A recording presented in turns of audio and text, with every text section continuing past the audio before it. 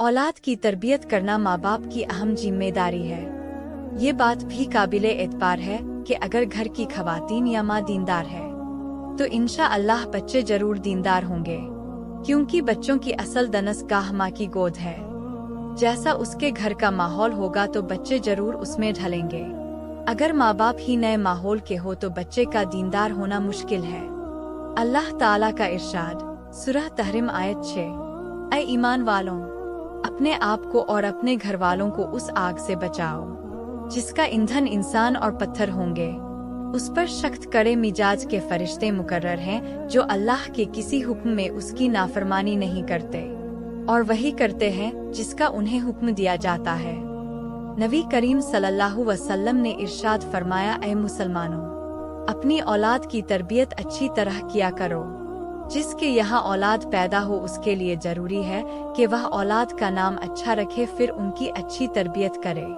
आजकल अक्सर माँ बाप ये कहते हैं कि मेरी औलाद बात नहीं मानती और नाफरमान है।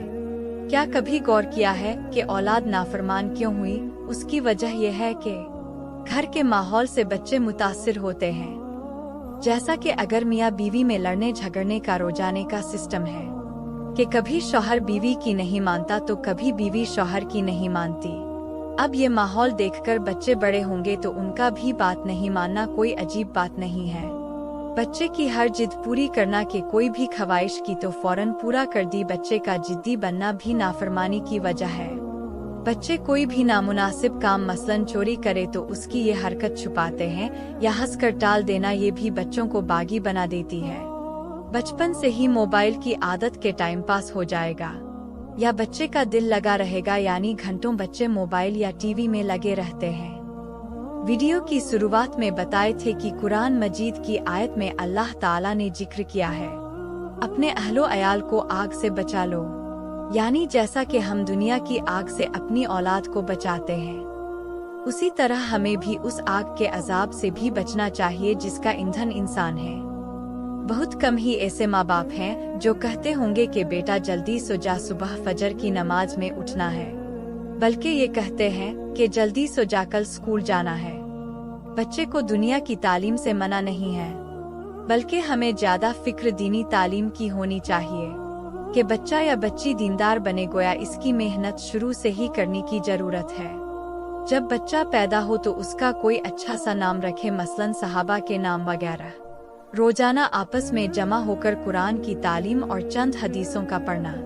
अगर बच्चा या बच्ची थोड़ा होशियार हो जाएं तो नमाज सिखाने की पाबंदी करना। हमारे प्यारे नबी सल्लल्लाहु अलैहि वसल्लम के अखलाक और सीरत बचपन से ही बच्चे को बताना। मसलन आप सल्लल्लाहु अलैहि वसल्लम का सोना उठना खाना वगैरह की तालीम। दुनिया की तालीम से ज्यादा अहमियत दीन की तालीम का है, ये उनके दिलों में शुरू से हो। बच्चे की सारी जिद पूरी न करना, अलबत्ता कुछ जिद जरूर पूरी करनी चाहिए। बच्चों के सामने झगड़ा या कोई लायनी बातें न करना। घर का माहौल नेक अखलाकी होनी चाहिए ताकि बच्चों को शुरू से इसकी आदत हो। अगर बच्ची है तो बचपन से पर्दे का एहतराम करे ताकि जब वह बड़ी हो तो पर्दा करने में कोई दिक्कत न हो और वो पर्दे की आदी हो जाए। बच्चों को मोबाइल और टीवी से बिल्कुल दूर रखना बहुत जरूरी है, क्योंकि बच्चों को बिगाड़ने का ये अहम जरिया है। अपनी औलाद के लिए हमेशा अल्लाह ताला से अच्छे अखलाक और नेक बख्ती की दुआ करें। दीन की सही मालूमात कुरान और हदीस के पढ़ने व सीखने से हासिल होगी इंशाअल्लाह।